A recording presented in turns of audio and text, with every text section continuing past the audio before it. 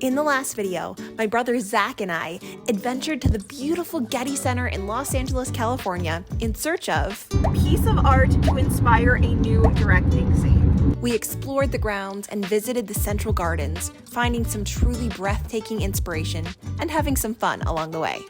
In this video, we venture into the galleries. Come with us to find the perfect piece of inspiration.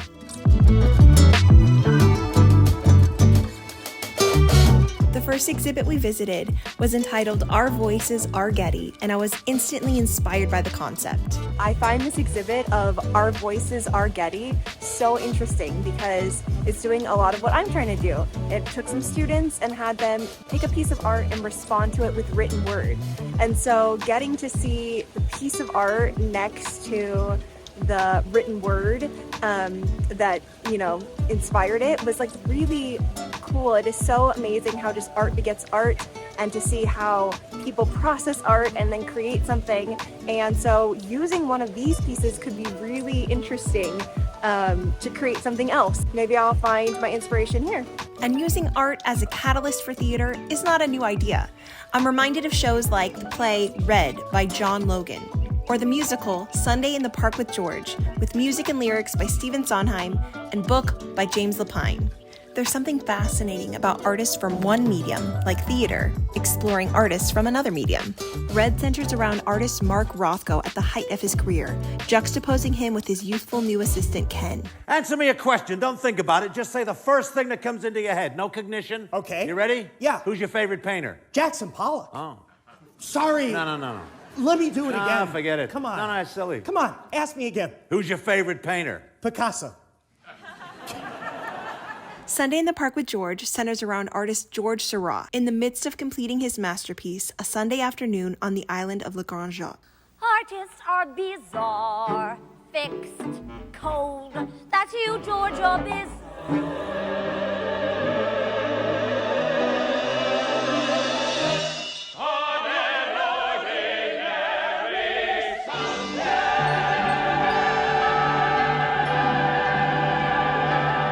With all of this in mind, we took in as much art as we could.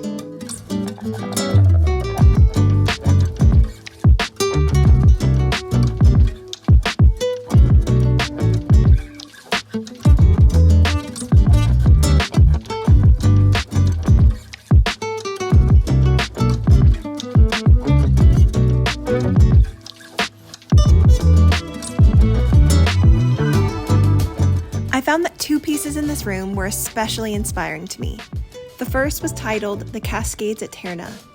The reflection was by Jessica Duran and read, "Can you see the mysterious form in the upper right? Is it part of the landscape? Or is it a person wrapped tightly in a cloak? How am I supposed to enjoy nature's beauty when I can't look away? If I call out to it, would it be able to hear me?" I love the questions she poses, the mystery of it.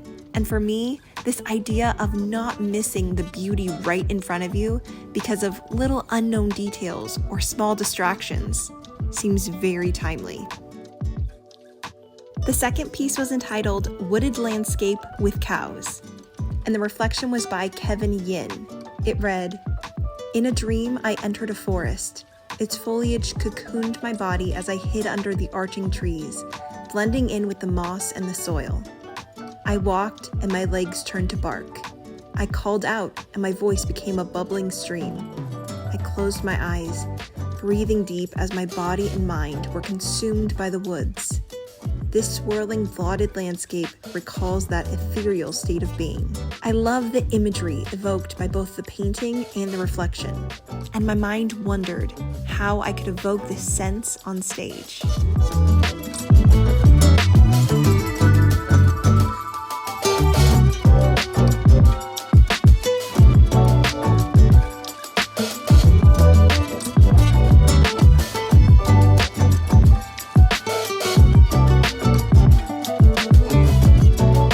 In another gallery, we found two pieces side by side. The one on the left was a preparatory drawing for the adjacent painting entitled The Wedding Feast at Cana. While the painting largely reflects the preparatory drawing, elements of the design were adjusted in the final work, and traces of that modification are also visible in the paint layers.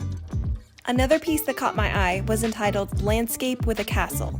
The imagery was dark and moody, but it still came as a surprise to me that the artist was Victor Hugo.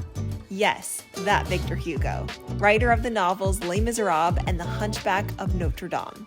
Turns out he did visual art too. However, unlike writing, drawing was a private pursuit for Hugo.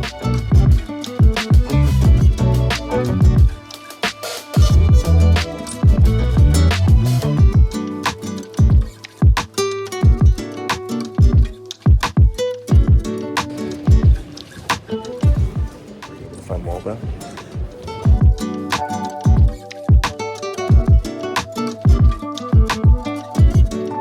In another gallery, 2 more paintings caught my eye.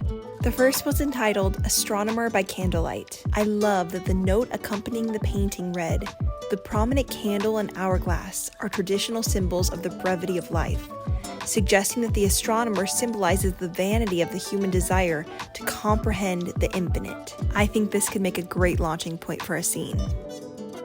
The second piece was entitled The Drawing Lesson, and it caught my eye for several reasons. First of all, as noted beside the painting, the subject matter of an artist teaching his pupils is rare among Dutch paintings. Secondly, the technique is unusually refined for Steen, the artist, who generally used a looser style. And lastly, the artist intended the drawing lesson to celebrate the nature and status of the artist's profession.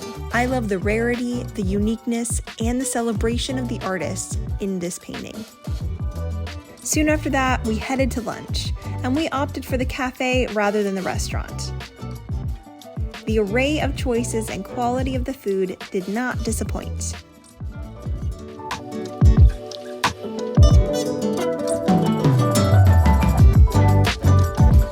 Bon appetit. This looks so good. So how's the burger? It's good.